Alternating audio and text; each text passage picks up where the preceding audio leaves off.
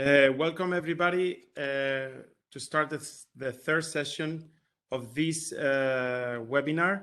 We're going to start a session of questions and answer and everything. So please put your questions related fundamentally to FCL, but if you feel that other topics are important, then we are happy to take some of them. So please fill out in Q&A the questions, and without further delay, let me introduce the two guests. The two hosts that will manage this session 3. First of all, Frederik Moorman from the Royal Netherlands Aerospace Center, the NLR. Currently, he's the spearhead of the NLR's program to contribute to the safe and effective implementation of the EBT and EBT regulation within Europe and globally. He has a background in aerospace engineering with a focus on operational safety and human performance. At NLR, Frederik has been engaged in several research programs and projects in the area of human factors, resilience operations, and new training concepts such as blended learning environment.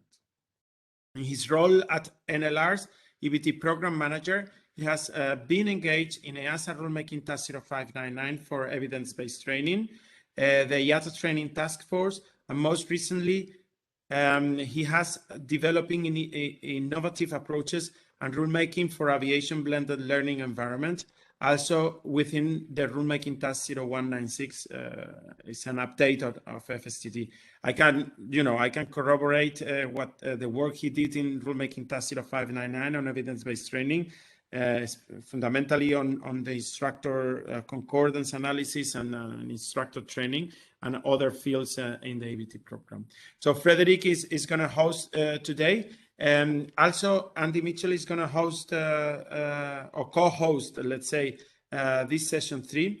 Andy Mitchell, he has 16 years in the industry and over more than 10,000 hours flying the Airbus 320 in one of the major low-cost European carriers today, culminating in a number of positions. For example, he was training a standard captain in Gatwick, but he follows different training and standard roles in that operator. He stepped back from the operational line flying in 2019, so just before the COVID. Member of the IATA EBT core group and advisor to the EASA rulemaking task 0599. Founder and president of aviation technology company, and he's also an independent EBT CBTA consultant. He's the chairman of the EASA Aircrew Training Policy Group, the Aircrew Training Policy Group, and he's now representing them here today. So welcome both of you, and the floor is yours. Before that, I don't know if I should introduce Ignacio Gallego, who is the missing. I didn't introduce, so I don't know. Frederik, let me know. I can introduce Ignacio. Yeah. Okay. So Ignacio Gallego Alemani is the EBT manager of Iberia. He was in fact the first examiner to sign a license back in May 2021. So the examiner responsible to revalidate a license in Iberia back in May 2021. So congratulations. Ignacio is an examiner in the Airbus 320 in Iberia, and he's been many years in Iberia, having different roles and positions in the training department. So Ignacio, welcome as well. Good to see you. And I give the floor, I guess, to Frederik or to Andy. You take over, please. Yeah. Well, we'll take over, Francisco. Thank you for the introductions. And I'd actually like to start out by inviting all the other panel members if they want to turn on the webcam, and then we'll try to simulate a panel here. So again, Elena, Silvia, Charles, Antoine, Bertrand, Nicolas, and of course Ignacio. You already have your webcam on. Feel free to join us, and we're going to have a little bit of a back and forth in this Q&A. We've divided the Q&A up into 3 different sections. So we're going to talk a little bit about the patent revalidation and to dig into that a little bit more. Then Andy will take over to talk a little bit about, to discuss the instructor side and also the operator perspectives on the licensing discussion. And then at the end, we're going to reflect back on the authorities and how that's changing the authorities internally, or how it's affecting authorities as we transition to baseline EBT. And then we'll close up. Again, ask questions in the chat. We're going to keep on managing the chat and seeing if we can, or the Q&A, and seeing if we can get your questions answered. So to jump right into it, actually, one of the first, so the first topic we want to discuss is pilot licensing, and there's actually maybe a question that we would like to pose to Antoine. Maybe if you could provide a little bit of insight from the DGAC. If we're reflecting on harmonizing between the EU member states in terms of examinations and standards, how do you proceed to revalidate licenses in EBT that are in EBT programs that are outside of France? So you'll have an EBT program within France, which is of course a clear example with Air France. But let's say there's an EBT program in a different EU country, like for instance the Netherlands, for instance, and there's a pilot flying there with a French license, but that needs to be revalidated with EBT program that's being overseen by the Dutch authorities. How will that work? Have you reflected on this, or is there a situation that's similar that you might have already experienced? If I understand good your question, you are wondering how France is going to revalidate type rating and instrument rating for candidates that has undergone EBT programs from other European countries. That's right. Yeah. I'll say that if the Appendix 10, which is fulfilled by these countries, such as Germany or Spain or whatever, if they are in accordance with the regulation 2020-2193, the solution would be the first one, so the one that I described earlier. So it has to go with the licensing office, and my colleagues can register the revalidations into our system, and there is a possibility to put the name of the EBT manager, even though he does not hold an EBT manager authorization delivered from France. Yeah. And is it like the answer you were expecting, or not at all? Yeah, no, I think that is. But actually, there's a follow-up question: is to what extent would you then also? So there's also a part ADA provision, for instance, that's interesting to explore. To what extent would you want to then also see or monitor that EBT program that is in another country, because you're revalidating a license that's based on that program? So has there been a discussion about that, or is that something that you think, well, we'll solve that when we get that problem, when that arises? I think that my domain of expertise is unfortunately lower than this, so I can't give you an answer. But maybe Bertrand, if you're still there, Bertrand, you. Yeah, I'm still there. Do you hear me? Loud and clear. Yeah, so about the oversight, for the time being, we have only one case in France. Air France, the first company to be approved EBT, first company EBT approved, and for the time being, we have not envisaged to approve program coming from company from other member states. If I understand well your question.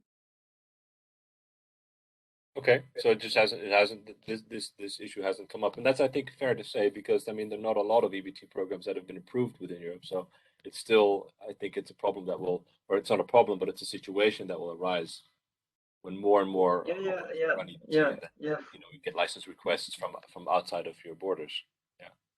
Yeah, for sure. But what Antoine has mentioned, that we can, our system that was presented by Charles could be used by any holder of a French examiner certificate, even employed by another European company, for example, a Spanish one. And if this company designates this examiner as being a deputy of the EBT manager, or it's possible for him to revalidate the license through our system. Yeah. So actually, these pilots will either have to work in a program. The pilot will have to fly within an operator that has an EBT program that has an examiner, which is certified by the French authorities. Yeah. I just would like to add something. I just forgot, and I forgot to put the video on. For pilots, well, the EBT managers who does not hold an examiner certificate delivered from France could not use the two solutions that were described by Charles. So the use of the web service and the external portal of our database.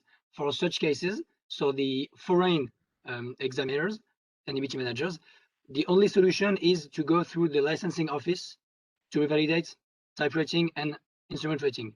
And if the EBT manager holds a French examiner certificate, then the three options are possible. Do you foresee to expand that, to say that you're going to say, okay, well, we want to open it up so that non-French examiners can also use that to revalidate a French license that they're overseeing within their EBT program? In my opinion, it is not an option which is potentially doable, because the access to the external portal, like the ID and the password, like the ID is a series of number which is the license number of the French person. So Okay. like the access is restricted to French people, and it's the same for the web service. Like Charles didn't have the time to explain all the tests that are running through the data, but one of them is to check the matching between the last name of the EBT manager and his license number. And so like a foreign EBT manager is not known by our system, so it does not match with the test we have been implementing. That makes sense. Okay, that makes sense. And that's actually that's one of the other questions that we also wanted to. Can you in your presentation you mentioned you did, I think, 11 tests as the data came in, and you validated that. We have a little bit of time in the panel. Would you be willing to expand a little bit on what kind of tests you run? One of them you just indicated. What could we think of that you would be testing as that data comes in? Yeah, so for instance, we are, well, the general idea is to make sure that all the data is referring to the good pilots. And so to does not make a call to the web service and to revalidate a license of the wrong person, for instance. So the first test is, like I said, the matching between the name and the license number.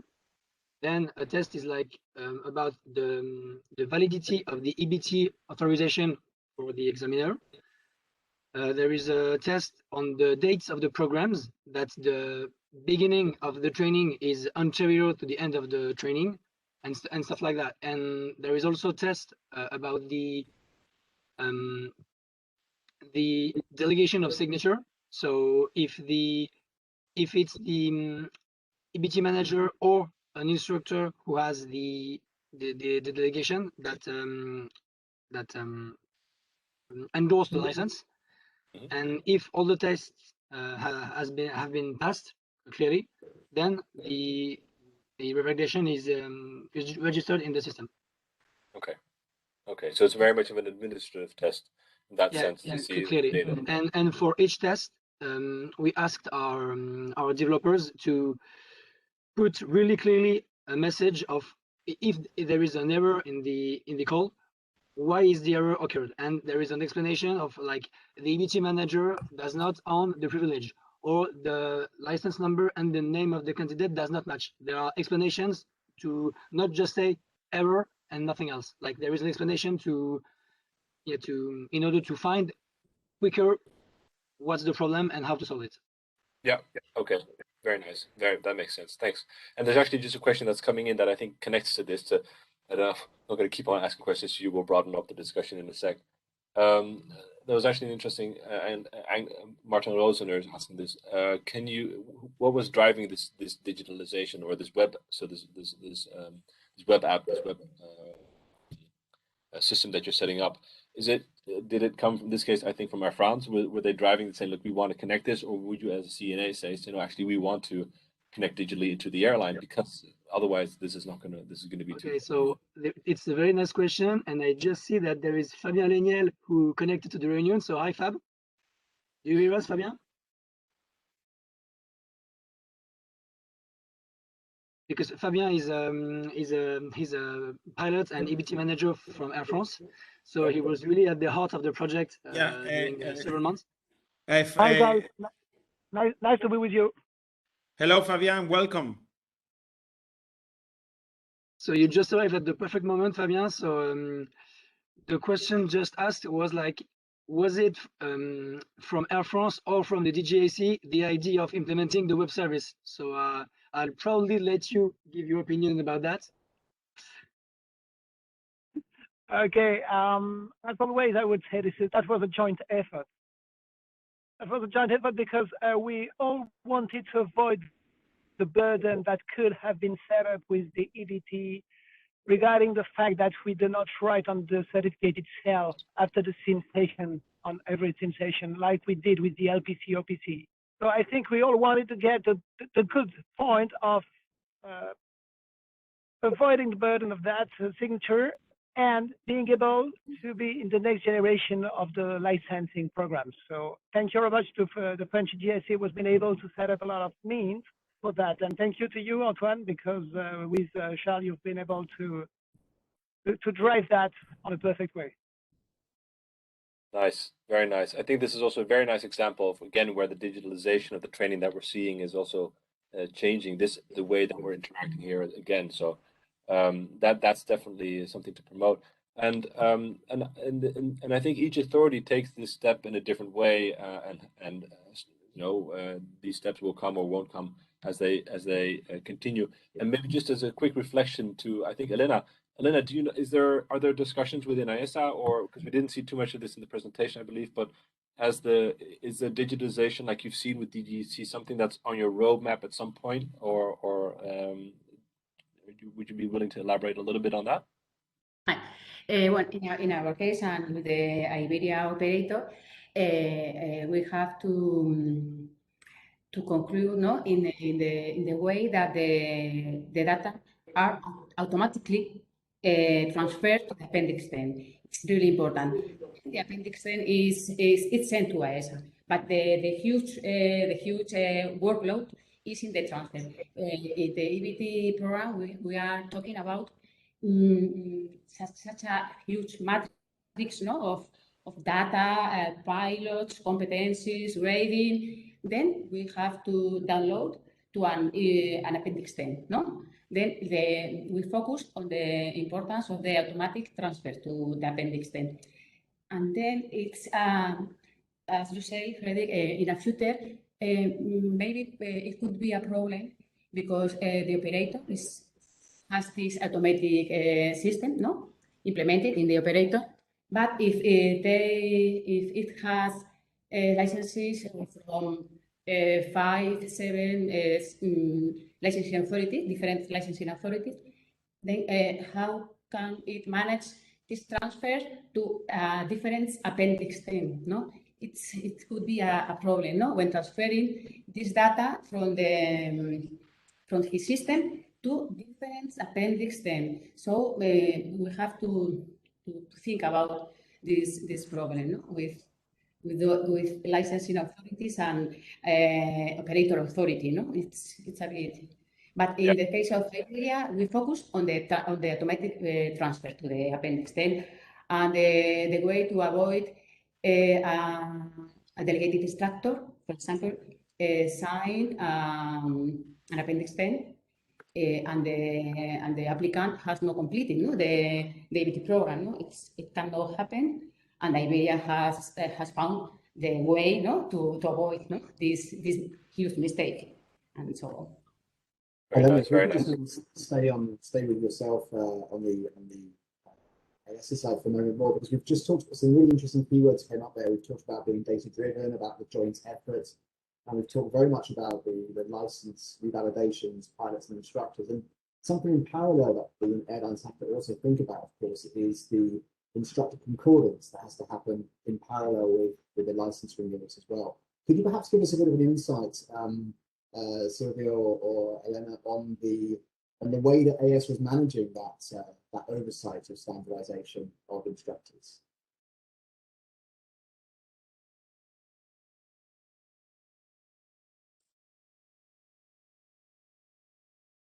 Sorry, can you repeat the question? Because I didn't hear you properly. Better? Do you hear me better now? Yes. Is there, yeah, I can hear you better. better now as well. That's Yes, good. quite Do you better. want Yes, me to yes, repeat the question? Yeah.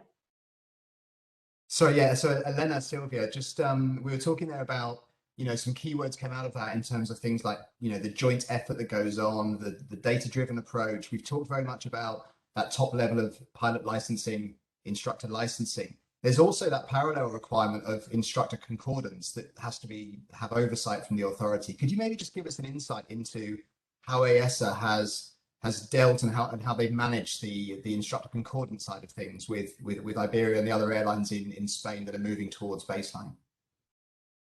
Okay. Yes. Well, firstly, within operators should have established a methodology to detect this issue. Secondly, inspectors should be trained to recognize the red flags, we will say, when inspecting the EBT training during oversight activities. I mean, the fact that an authority can lose confidence in operator data is a process, and it is not something happens one day.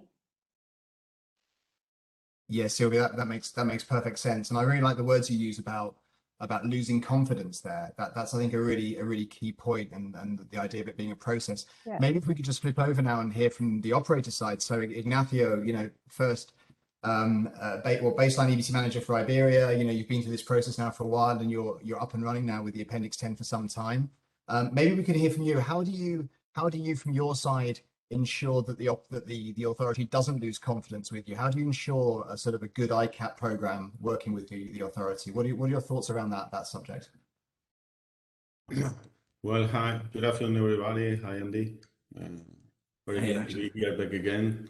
So yeah, regarding the ICAP, well, as Silvia has just said, crystal clear.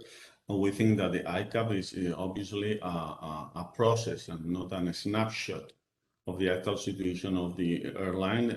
ICAP is paramount. We have been talking in these last webinars that EBT is all about data. So the most important thing in the program is that you can guarantee the reliability of your database, and that's going to be done through ICAP.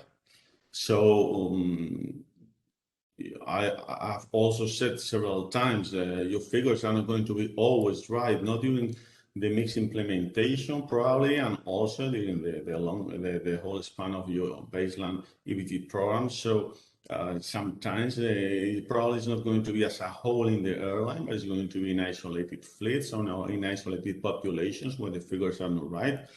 And the proper way to do it is always having this confidence with your authority. You have heard from me several times. So making the authority part of the solution, never hiding the figures, and not thinking that the authority is going to be a problem if they discover these not good ICAP figures, and just dealing with them as soon as you have known that this is happening in your database. What are your plans?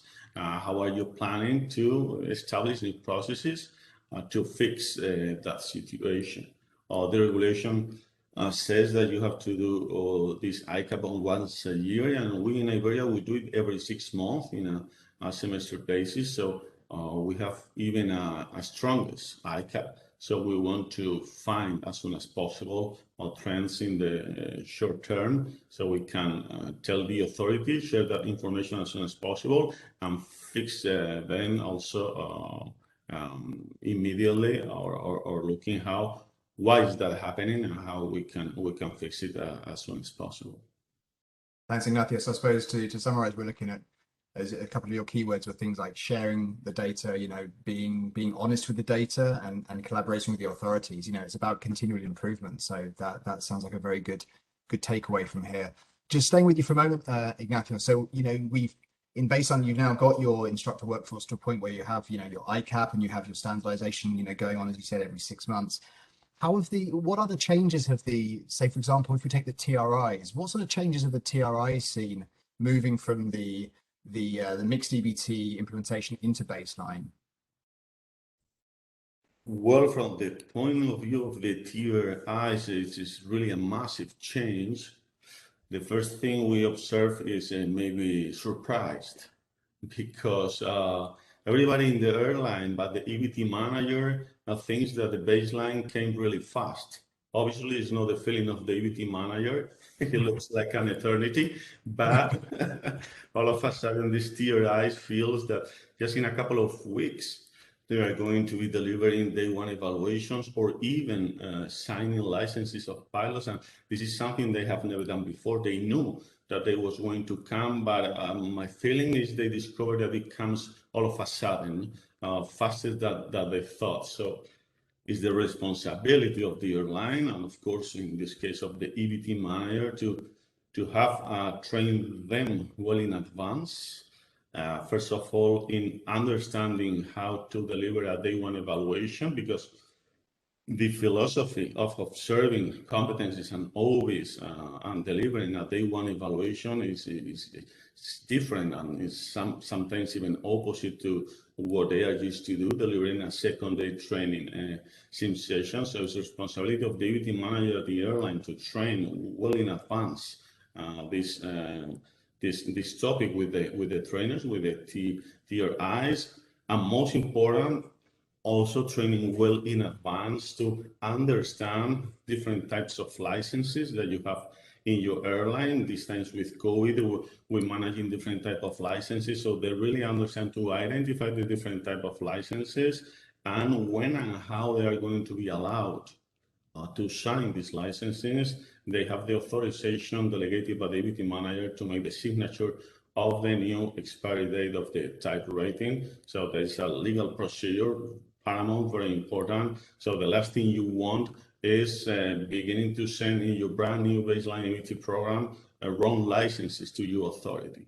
So the right thing to do is giving this trainer well in advance both things, the delivery of a day one, the identification of when and how you can sign the licenses, so your TRIs can really feel confident and safe in this process. But in the end, we think, and we do this way in Iberia, we think it's a question of seniority. So don't make that switch very soon. Do it very gradually. Don't force the TRIs to go on day one all of a sudden. So doing just based on seniority, and of course we're doing in a totally voluntarily way. So TRIs who are going to deliver day one evaluation sim sessions, they do it only on a basis that they apply for that voluntarily. But if you ask me for a summary, the first feeling is surprise. Okay, great, Matthew. I mean, surprise is a topic of EBT, so maybe that's not a bad one. But perhaps no starter, shall we say? Just a bit of surprise is okay. Thanks, Ignacio. Why don't we just stay on that topic and just talk a bit about, of course, the other affected party when it comes to training and evaluation, which is the TRE. Can you also give us some feelings on how the TREs have found the change into baseline? Ignacio?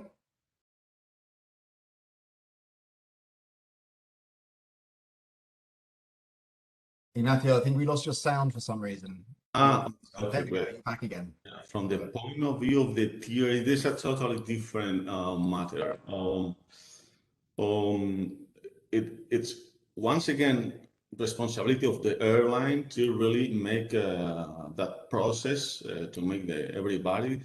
We have talked about TRIs, but in this case, TRE is to make everybody confident and safe in their job position, let's say. But from the point of view of the TRE, the situation is completely different, because in the end, the usual thing is they are going to keep doing exactly the same job. The only difference is they have been doing right now, or so far, with the privilege of a TRE certificate, and they are going to keep doing exactly the same thing, but with the privilege of a TRI, so nothing changed for the TRE. In fact, I would say that it's even refreshing and rewarding, because right now, also you are going to begin delivering from time to time. It's not going to be very often, but you're going to begin to deliver day 2 training sim sessions. I have done myself a couple of these ones the last months, and I almost forgot what was that kind of interactive sim session with the pilot in a totally different sense, delivering a day 2 training from what I'm used to have been doing for the last 10 years, is delivering a day 1 evaluation. So from the point of view of the Tier E, there's no change at all. In fact, it's the contrary. You're going to be more interactive with the trainees. It's more refreshing, rewarding, and in Iberia, we are keeping all the Tier E staff on day 1 evaluation, because they are they have the expertise, they have the knowledge, and I have said before, we are doing a very gradual transition to allow TRIs coming to the first day, and that will be completely on a voluntary basis, and the TRIs are going to, of course, keep doing exactly the same thing. So from the point of view of the TRIs, no change at all, and feel completely safe about this. Ignacio, thank you. That's some great insights there. So lots of surprise for the TRIs, or a bit more, and you're managing that, I can see, in a certain way, and then of course less change for the TREs. Fabian's here as well, which is great. So I'm going to give you a break for a second, Ignacio. Let you catch your breath. Fabian, if you've got your audio on, you're okay to answer a question. It'd be good to reflect on your side. I know that there's a difference between there are differences in the industry between how airlines are running day 1 and day 2, the option of either different instructors or the same instructor examiner. But maybe you could just reflect for us on anything you've seen from the perspective of moving into baseline with your TRI, TREs, and also perhaps with your pilots as well. Do you have any extra comments to make on how the 3 different communities have found the move into baseline?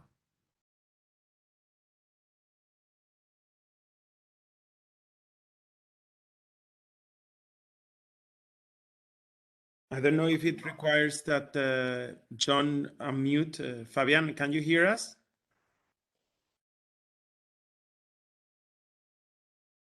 Maybe. Yeah, it seems like an audio issue. Well, you'll have to, sorry, Ignacio, I'll have to come back to you then for the next question while we just wait for Fabian to be able to talk. 1 second, because I didn't want to intervene before when you asked about the digitalization. I would like to take the opportunity to say, and many of you know, that the agency, and together with ICAO, is running a project. It's called DLAP, D from digitalization and L from licensing. We started this project, among others. Spain is participating in this project, and I think also France. But unfortunately, this digitalization at European level, not a national level, that also Spain and France already digitalized that part. But at a European level, at some point in the future, there will be a fully European system to digitalize that license. Obviously, there are some steps that needs to take further in ICAO, because this idea of digital licenses, also ICAO needs to amend their SARPs in order to ensure mutual recognition. But the agency has started, as I wanted to say, this project, and it will be several years before we can see some reality. But we hope that in a few years from now, some of the problems that we highlighted today could be resolved through the European DLAP, the European digital license.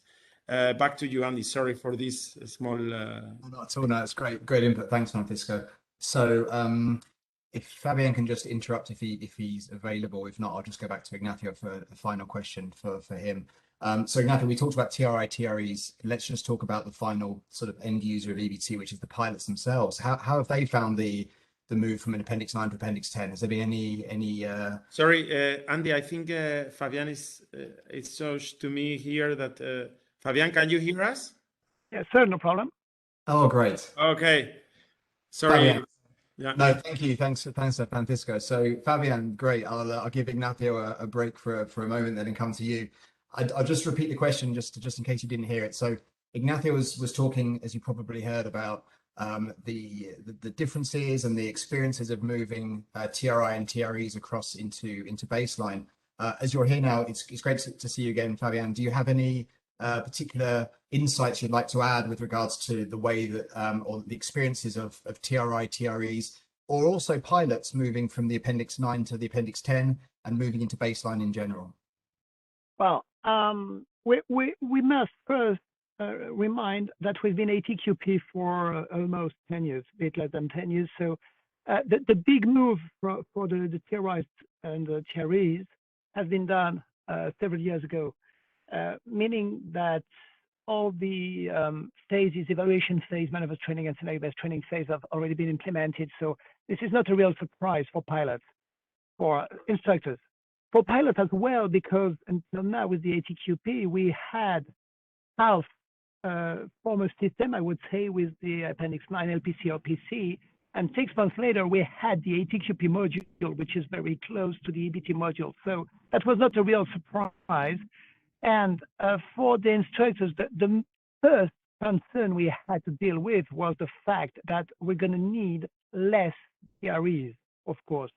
We're not making LPCs or PCs again, or very, very small amount of them. So that was not the way we used to work with TREs. And some people asked about the number of TREs we would need, and of course we need less. The second point is that right now we're still transitioning.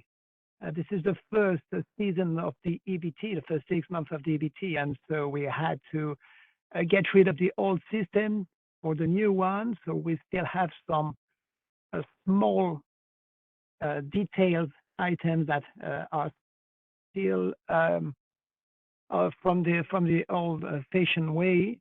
And within a few months, then it will be done completely. So now people will only see the EBT module twice a year.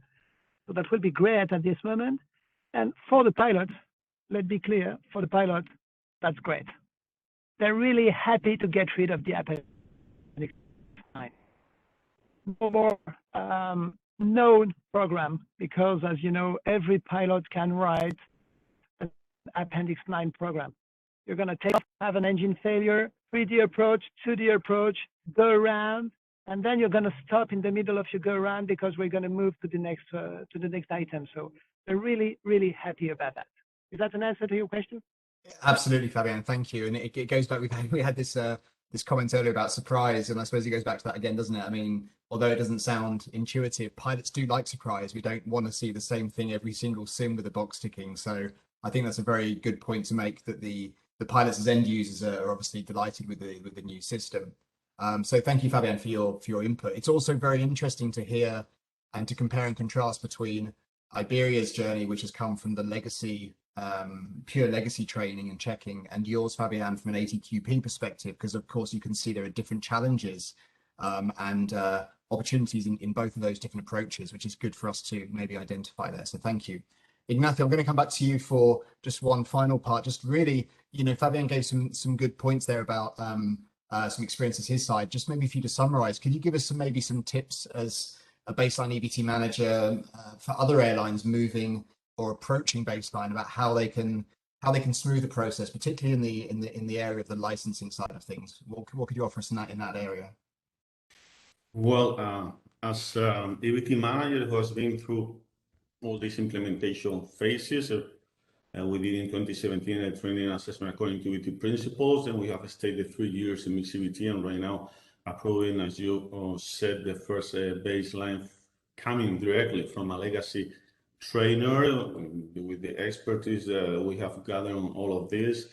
About tips regarding licensing, first of all, what I will say to everybody who's planning this kind of implementation is beginning at least 1 year before, a whole rehearsal on a whole year, the 12 months, with the people in charge of roster of the pilots, that you really understand how to implement the different sim sessions, that you have the software and the possibilities to understand how the two modules are going to be delivered in the last 12 months from the expiry date of the type rating of the pilots, that the separation is going to be 3 months between each one of the modules. How are you going to do, at least for the first 6 month revalidations using the last mixed EBT module and all of that, because the people in charge of the rosters, they have no expertise at all in a baseline, and the different flexibility is going to be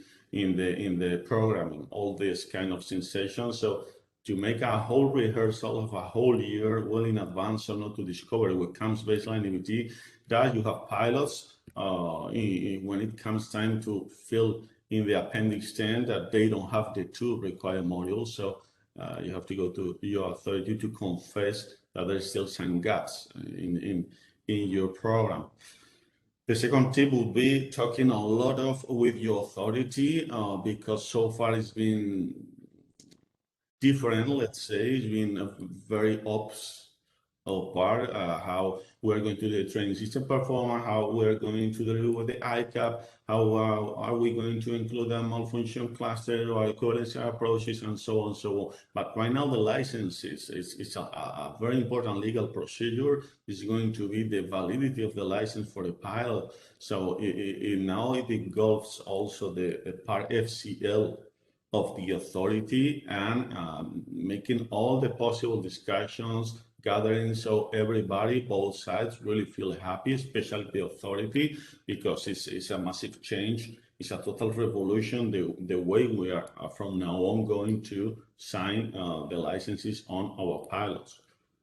From the point of view of the EBT manager, getting a really knowledge in depth of all the regulation, of all the oral FC 231 and the part FCL regarding this revalidations, and especially the renewals when it comes all the unforeseen situations. Do not discover them, that you really don't have a whole knowledge on how to do it, and you are approaching, or you are even in your baseline program. And lastly, what we have said before, preparing well in advance all your TRIs, because they are the ones who are going to change a lot the way they have been doing their job inside the program, so they can feel really safe and confident. So I think this will be the topic, the tips I will be to an EBT manager when it comes this new kind of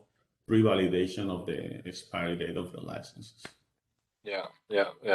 So that's actually quite interesting from the perspective of an EBT manager. And actually, what's also nice is that, we're talking a little bit about how TREs and TRIs and pilots are experiencing this within the operator. And actually, it's also, I think, interesting to reflect on what the experiences are within the authority as we're going into this change, because, we're still people on both sides, and these changes are going to affect also the way that authorities are internally coordinating and working together. So maybe actually just on that point, to reflect, Sylvia, a bit of a question to you. Could you reflect a little bit about what the changes have been within AESA in terms of coordinating between classically, sometimes you see an FCL department, an ops department, and things do change. If you mentioned some of it, of course, that they need to collaborate. Could you expand a little bit about how they specifically collaborate, and also maybe about how that's being experienced? So it is a different way of overseeing this. How are inspectors within AESA experiencing this change? Is it positive? Is it frustrating? Is it something very new for a lot of people? Well, during these years, we have learned a lot together, with EASA, with Iberia, with the other Spanish airline working on mixed EBT, and also with FCL department. In fact, we don't have any specific change in our structure, but we have updated our procedures to allow FCL and flight ops inspectors to work jointly on the project since the beginning. And do they then have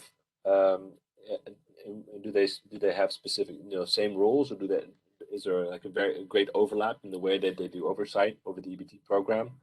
So is it how much integration?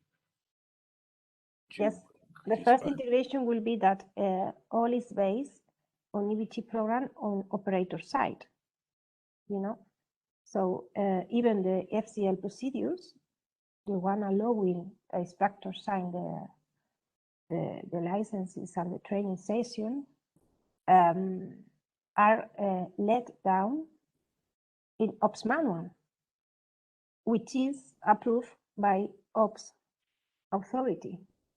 Exactly. So, in fact, both departments should work as one on the project. So this is the first idea. In fact, there is no specific changes, but we have been updated our procedure to allow this way of working. Yeah, makes sense. And this is a bit of a off-the-cuff question. Looking forward, right? I mean, we're very much in the early days of EBT, and if you look at all the operators and how many have now gone into baseline, and hopefully in the next 5 to 10 years that'll grow. Do you foresee that you will always have an Ops and an FCL department as such, or do you maybe foresee that at some point, and this is a little bit of a future outlook, that you'd have, let's say, like an EBT department that has, let's say, combined capabilities, that you say like this collaboration is actually becoming like a separate team, even, or is that still very far away? I think it's not necessary to arrange or to establish a specific EBT department, because in fact it's just to know the requirement to work together, and that's all. What we have already recommended is that the operator authority should be the same as the licensing authority, at least for this time. Okay, I see what you mean. Yeah. And maybe just to reflect on something else, and then I'll double back to DGAC as well. Sylvia, could you maybe expand a little bit about how, what kind of training you've been providing your inspectors? Have you put them together in the same, so FCL and Ops into like the same training program, same course, or has that been more of an Ops-centric program? What approach have you taken there? Yes, well, in fact, we have arranged training comprising 2 phases. Okay, the first one means that authority inspectors should attend the operator EBT instructor training to acquire knowledge on what an EBT program is and how operator will assess their pilot competencies. At the same time, inspectors learn how operators deal with data program. For the second one, inspector attend AESA. I mean, AESA is AESA authority training, focused on how to perform oversight activities, assess EBT specific procedures, and how to read operators' data to identify the wrong trends. You remember the one red flags in the previous answer about lose confidence on the data of the authority, the data of the operator. This is the why we have established 2 different phases. The first one at operators' home, and the second one is a specific training focused on how to perform oversight activities and how to identify the wrong trends based on the data you have to check. And what is more, FCL and flight ops inspector are trained jointly. I mean, at the same time. So we establish the training, and we have invited FCL inspector to attend the training. Bit of a mixed experience, yes. Yeah. Fantastic. And maybe just to double back with Charles. Charles, you maybe be able to explain a little bit about how this works with the DGAC? And there are actually two questions that we just discussed, but I'd be interested to see how that works. So again, what has been the experience within the DGAC with respect to Ops and Fcl inspectors? What's the animosity or the atmosphere? And also, any specific ideas and how they collaborate, and also about how you train them. I know that those are a lot of questions I'm asking all at once, but maybe you could start by elaborating a little bit about how the experiences are to work, that they work together. So I understand the question was for me. Charles, yes, please. Yeah, unfortunately, I'll leave it to Antoine because he's better aware of this question, I think. Very nice. Yeah. If that's okay with you, Antoine. One, please enlighten us. I guess I just need you to say the question again, please. That's okay. So the question is, what has been the experience within the authority, within the DGAC, in terms of working together, having the Ops and the Fcl work together? Has it been challenging? Has it required any, let's say, reorganization internally, or? Well, in fact, Charles, Nicholas, and I did not assist to all the reunions and the meetings from the beginning, because like the operator Air France started with lots of meetings with the navigability and operation service. In those meetings, we weren't there, and we just like took the train on the next station, because like the licensing office is like the last part of the process. But what we learned is that it was very complicated to create something completely new to our compared to how we used to work in the past. Like the web service was a complete novelty for us, and the difficulty was having the ID and how to put it in place, like the security, the informatic security, the exchange between CGBL, our database, and the outside system of Air France. So all of this stuff took a lot of time. But concerning like the difference between like the services, like licensing and operating service, I'm not sure I'm the good person to give you my opinion on that, because like I didn't assess to the first meetings. I see what you mean. Maybe Bertrand. I think that Bertrand left the boat, I think. Oh, that's right. Or, yes. or the plane, I would say. Well, otherwise we can, unless Nicolas wants to answer. If you wish, Guy, and I'm not from French GAC, of course, but I can tell you because I was in all the meetings, so I've been able to see them all. On my humble opinion from the operator, we have been really lucky, because on the side of the flight ops inspector, we had Pascal Fcl. Pascal Fcl has been involved in the rule-making task, the rule-making groups, which means that he was well aware of all the implications of the EBT. And as Antoine said, we've been working with the operator side of the DGAC, and there you have a lot of experts. They were really experts on every part of the thing they had to know about the EBT approval for an operator. And as we've been the first to set up the EBT process, they have been able actually to centralize all the needs and then to send that to other antennas of the French GAC. So it's been a bit centralized at the beginning, but afterwards they've been able to train and inform all the inspectors. And Pascal could confirm that, but I know that he's been really involved in the training of other inspectors. He did a lot of stations to give them all information needed and to give them all the training. And the last point is that we have seen them as well, that the main flight ops inspector of the French DGAC, I can't remember, there were 7 or 8 of them, and they went through a special training according to the part ARA. The part ARA, they went through a specific training to assess all the competencies grading and observable behaviors. So they really took that on the serious side, and I know that they've been able first to centralize all information and all needs, and then to send out to other antennas of the DGAC. That was the feeling we had from the operator side.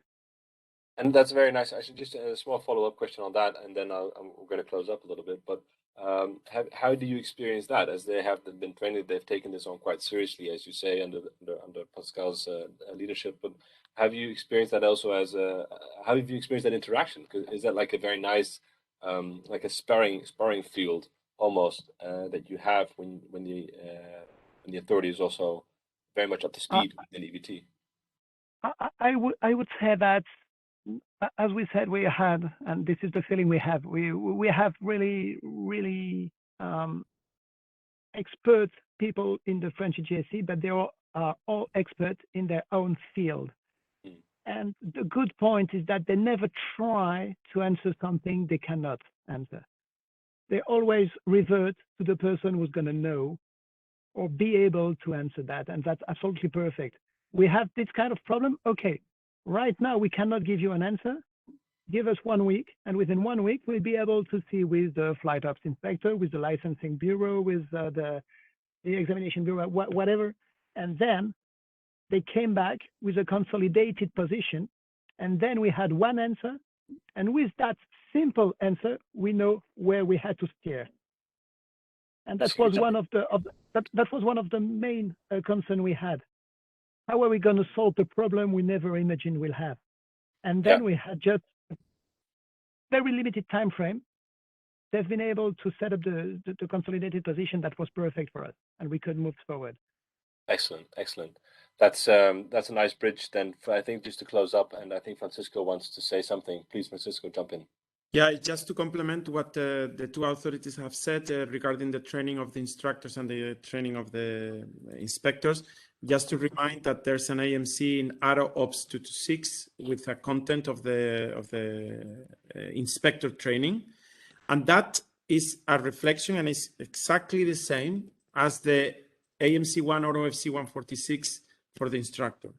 So we did this on purpose because obviously, okay, Spain and the GAC France, as we heard, they do training in the operator plus training in the authority. But for some authorities, small authorities, this may not be possible. So they can use this program, which is the same for the training of the inspectors. That's point number one. Then point number two, what was raised, it was about digital data and the protection of, and this, the agency has made a big effort on the data protection. This is very important to ensure. In fact, we have a question as well from I think it's Martin, who has made a similar question regarding this. And I just want to remind all of you guys about the regulation again.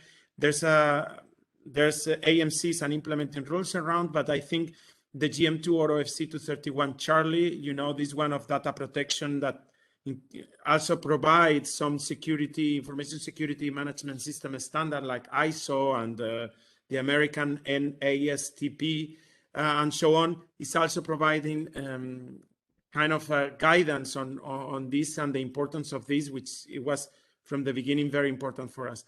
Back to you, Frederick. We don't have too much time. At 25, we need to start closing or close. At 25, close. Just practically at the end, I think it's only nice to maybe ask Antoine from the DGAC or Antoine and Charles, if you wish to chime in. Any tips that you'd like to leave the audience with as we close up, just maybe 1 minute? Anything else that comes to mind that you think, you know, this is a good takeaway to provide to the group that's listening? Yeah, I have something to say and to give as an advice to any other authorities that would like to implement solutions such as the web service we did. You have to gather every person that has a little bit of expertise on a domain which is going to be required in the project. For instance, we need to gather specialists from IT, from examiner, from license, pilots. We have to gather a lot of people.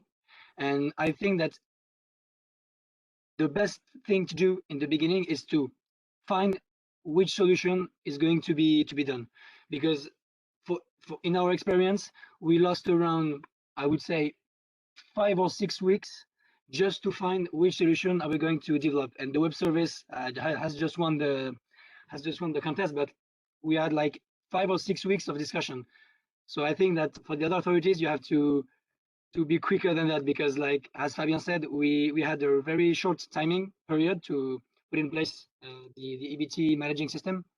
So once you have all the expertise you need, you have to find a solution, and then lots of meetings.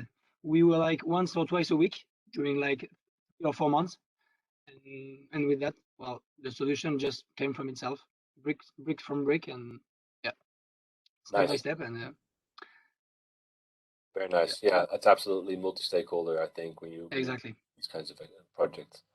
And Sylvia, can I provide you the same honors as well? Any top tips that you want to leave any authorities or anybody that's listening with from your experience? Okay, well, that's a really good question. You know, I would say that when it has to do with EBT, well, that remains the same idea. Both Department FCL and OPS need to work jointly the project. This is why I recommend licensing authority be the same as operator authority. In line with these operators, if they want, should transfer their pilot licenses to their competent authority. Otherwise, for the time being, licensing authority would have to accept an Appendix 10 as previously agreed upon by those operators with their authority, which will take time. The licensing authority needs to feel confident with the new Appendix 10, because keep in mind that licensing authority will receive Appendix 10 signed by operator instructors on behalf of EBT or on behalf of examiners. On the other hand, examiners need to know about the national procedures, and this is not possible unless examiners' differences document is updated to include EBT procedures.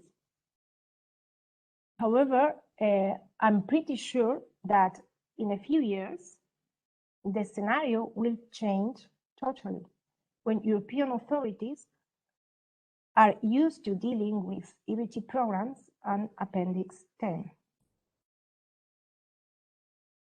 So I think, yeah, so that echoes, I think, also what Antoine is saying is a level of engagement, but not only across stakeholders, but also definitely with FCL on board. You can't just chuck it over the fence and say, good luck, here's Appendix 10.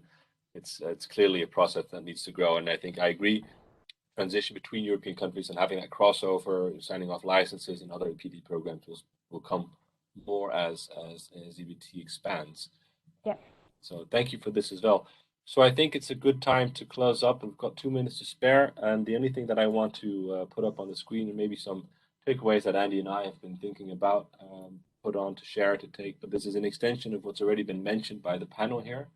And I think for one, TRIs do provide that data, and Sylvia just echoed this, and you designated TREs that'll be, providing that signature. So that is the way that it will work in baseline. And there are a lot of associated changes that we've discussed. It's also a matter of trusting the system. So as you can see, we have the DGAC shown a very nice license, a digital licensing sign-off process. And again, this also connects with the oversight, performance oversight of the program, looking into the ICAP and data analytics and seeing, does that work? Do we trust that the information that we're getting and the licenses that we're getting, that they're also being, that they're based on good training and that they're based on standards that we still expect?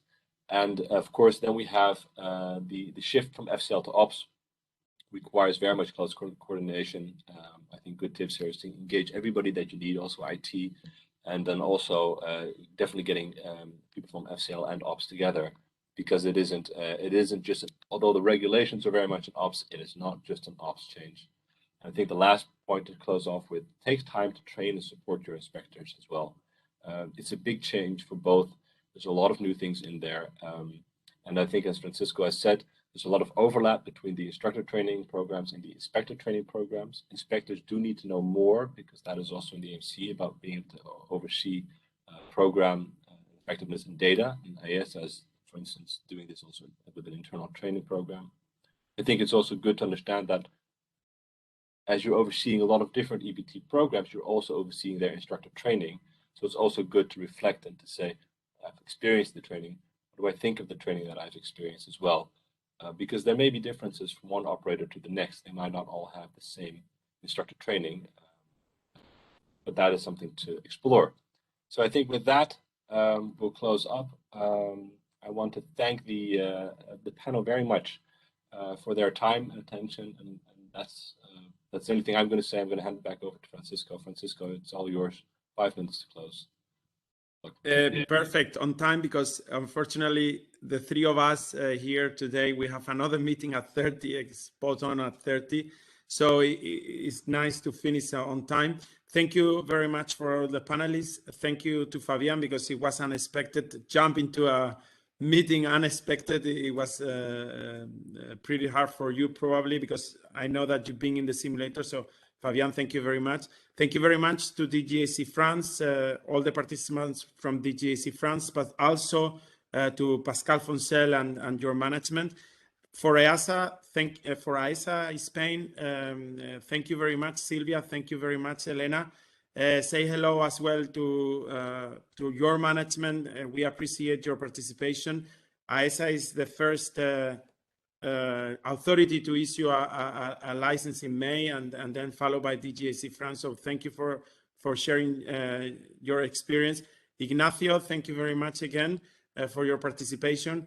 I know that because we spoke about Welling, I know that Jaime was here, but unfortunately we didn't have time to involve him and maybe to express his opinion on the side of Welling. So thank you very much, all you guys. I would like to remind you that on the 7th of December, we have another EBT webinar. The registration is open, so go to the EASA website and register. It's going to be about malfunction clustering. The main manufacturers of the world, Airbus and Boeing, they are going to present. It's going to be a very interesting meeting, together with Christian Norden on behalf of ATPG and Frederick Monham, that will share this section number 3. So thank you, all of you guys, for the participation, and I pass the floor to John to closing remarks. Thank you very much. By the way, thank you, Ascanio. He's here. Ascanio is here next to me. Thank you, Ascanio. Fantastic. Thanks, everybody. And again, thanks to everybody involved. It's been a fantastic event. And we've got one thing particularly to say is that all of the material from this and all of the webinars are on the EBT page on the AirOps community site. And we get a lot of traffic to that page. If there's anything you think we can help with, drop us a message and we'll add any material we can get hold of. But do continually check back to that page. Next week, we'll upload the PowerPoints and also the recording from the session. And we look forward to seeing you at the next event. Thanks, everybody. Have a good weekend.